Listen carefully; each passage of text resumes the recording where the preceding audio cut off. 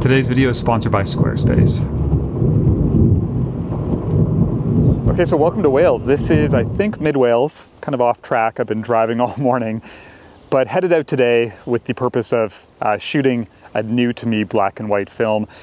Basically for the past 5 years, as I've been working with black and white, at the start I experimented a little bit, but then I basically locked into HP5 and FP4 right away and have been very happy with those. But I've wanted to make a point to get out just for like a day here and there, purely to experiment and try something new. So today I am shooting this film right here. This is Ilford Pan F. I've had this in my fridge for a while, actually a few rolls of this. So I've come out to Wales, have a bunch of locations on my list, and basically just gonna spend the day shooting this, share the experience with you, and then share my thoughts on what I think of this. So starting here, this was the third location on my list. The others didn't work, but it's this beautiful churchyard here, old graveyard in this valley. The views are pretty amazing. So I'm gonna set up here and then head out to some others.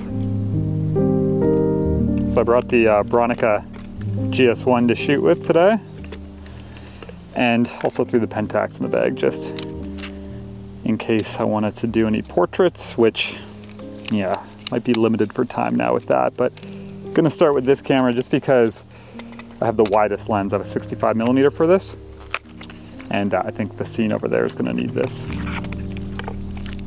I'm very curious to see what this film's gonna be like. If you're not familiar with Pan F, I think this was released way back in 1948. There's been obviously some updates over the years, but regardless, it's a film that has some history behind it. I think in the 90s is when they started labeling it as Pan F+. But yeah, obviously very fine grain. This is an ISO 50 film, so it's pretty slow. Gonna be on a tripod a lot today. But Ilford describes it as having a fairly high contrast. So again, as somebody who shoots HP5 and FP4, I'm used to a very flexible image, a pretty wide tonal range. So this will be different, but yeah, I am curious to see what these images are like and how much they differ from what I'm used to. Okay, so got my first frame, just focusing on this old tree here at the end of the churchyard, which is so incredibly fascinating. ISO 50, I'm gonna shoot f11, and I'm gonna use the reflective mode on this Sekonic, and I'm just gonna point it down a little bit away from the sky. And this is saying a 30th. If I just point it directly out at the scene, it's closer to a 60th. So I think I'll go a 60th just because I do have some pretty bright portions in here.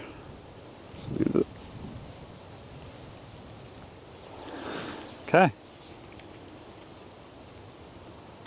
Do mirror up. That's our first frame. So later in the video, I'll go into more detail about how I felt the film performed, but I will say that right off the bat, using DDX, which is my go-to developer, I noticed that the images did have a bit more of a punchy look to them, most noticeable in kind of the high contrast edge areas, and this was consistent throughout all of my results. Okay, so I have one more frame that I found here. This location's a little bit more challenging than I thought it was gonna be, but I do like this composition. I have the kind of building on the right-hand side, hill in the background, some of the gravestones here.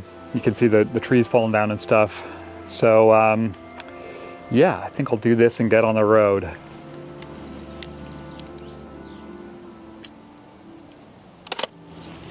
We'll do mirror up again.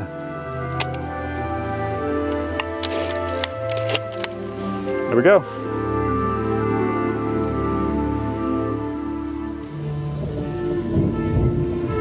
Okay, so en route to the next spot, and actually it's a couple minutes up here. This was the place that I was headed before I found that one. It's this old chapel or church. Found it online. It looks like it's completely overgrown, and the roof is caved in as well. It was really hard to gauge if it's worth checking out or not. Oh, there it is. Interesting, huh?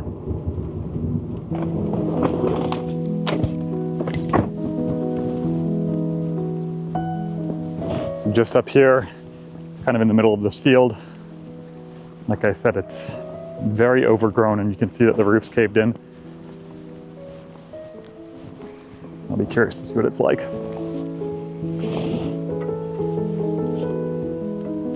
So this is the place here.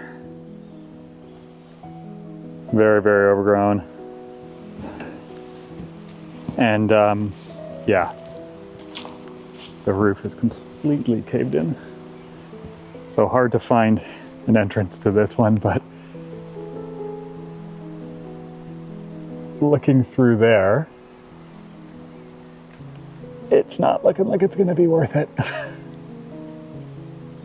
Pretty trashed. It's unfortunate. Tough go today, finding locations so far. So I was actually headed back to the car and figured I would come up into this graveyard here. This is so interesting here. In the trees, you have some old gravestones. 1787, that one says. Just so fascinating.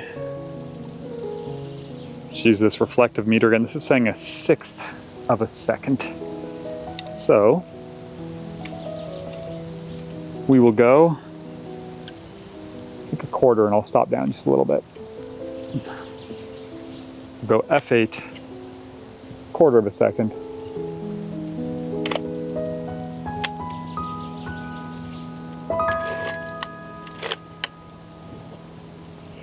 Okay, slowly making progress. Funny being on a tripod all day, not used to working with a film this slow.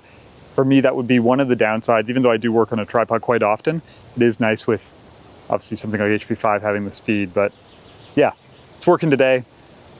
Gonna try and pick things up here, get on the road, and I guess figure out where we're gonna go next. So back to the video in a second, just have to quickly talk about the sponsor today, which is Squarespace. So I've been using Squarespace for a number of years now, and what I love is how easy it is to build a clean, professional looking website for your photography that can grow with you. And to do this, you can use one of their pre-made templates, or you can use something like their blueprint builder, which allows you to build your site from scratch, but gives you really helpful tools like different page layouts, color palettes, and font pairings. It's also really easy to add, customize, and tweak your website. As an example, if I want to make a new gallery, I can simply click and drag to upload images and also to reorder them. But it's also great if you want to do more advanced things like, say, add an online shop. And at the start of this year, I decided to offer some limited prints for sale, and Squarespace made the entire process very streamlined, from setting up a shop page to payment processing and fulfillment. So check out squarespace.com today, sign up for a free trial, test it out, and when you're ready to launch, you can use my link below to save 10% off your first purchase of a website or a domain. So I did have one more spot in mind, this fascinating disused chapel, which was about an hour further west in Wales, and I decided to go for it, hoping it'd pay off and that I'd find some other things in that area as the light ran out. Well, this takes the prize for sketchiest road yet. There it is. Your destination is on the right. Oh wow, someone's redoing it. Or it's been cleaned up, one of the two. Crazy, huh? That's changed a lot. Or no, someone's not redoing it, but someone has tidied it up. That's actually pretty cool. Okay, let's stop.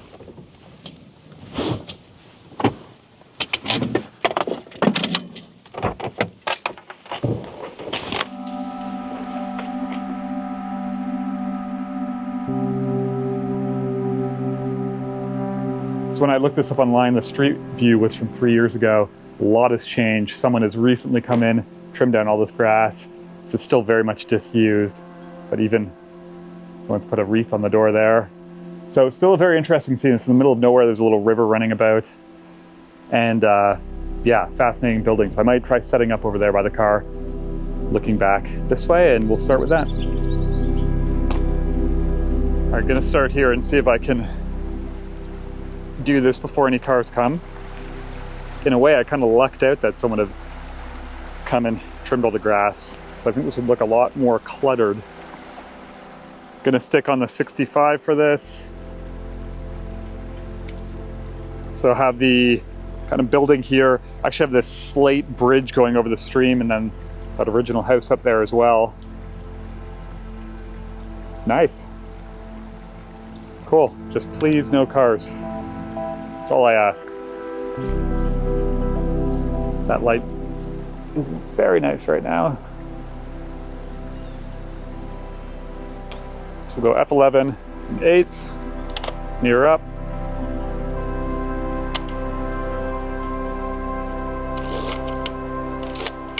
This is my favorite scene yet today, I'll tell you what.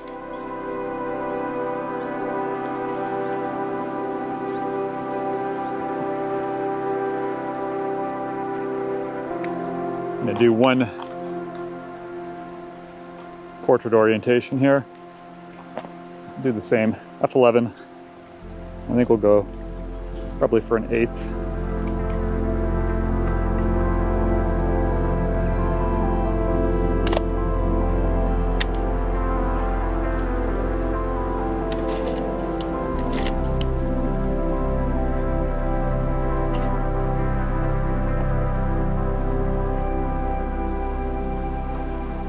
All right, one last one. I lied. Actually really like this door. It's more of a bit of a tighter shot.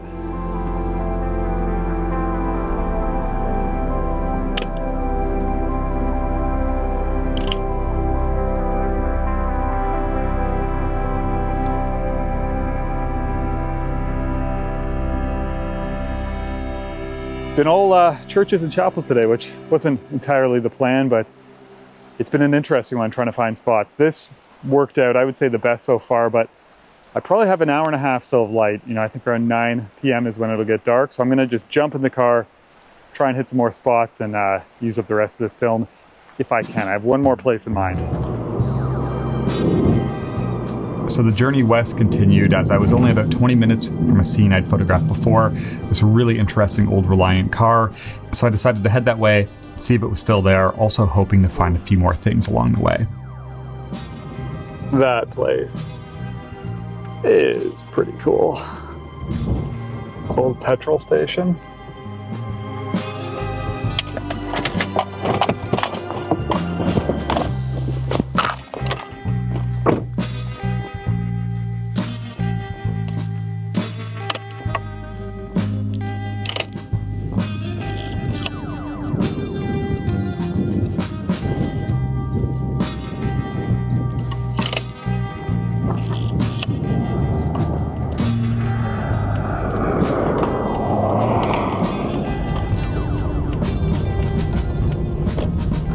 Oh, it's still there, but there's someone parked in front of it.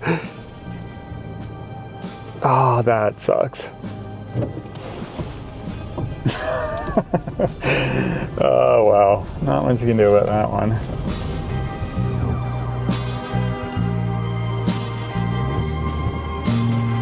So this is it here, but yeah, car in the way, not much I can do. Maybe I'll try and shoot one on the Pentax.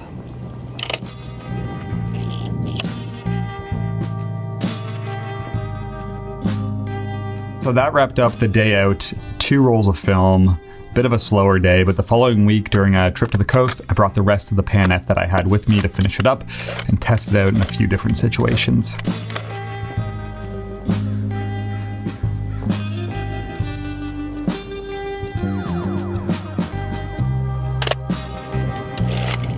But overall, after sitting with all of the images that I made, I would say that I didn't mind the results from Pan F, but I'm not sure if it's something that I'd work with again. As mentioned at the very start, as expected, it did have a noticeably different look than FP4 and HP5. Not too drastic straight from conversion, but it's once I started to edit the images that I really noticed the difference in how the tones are rendered. And I'll spend a few minutes talking about that to wrap this up.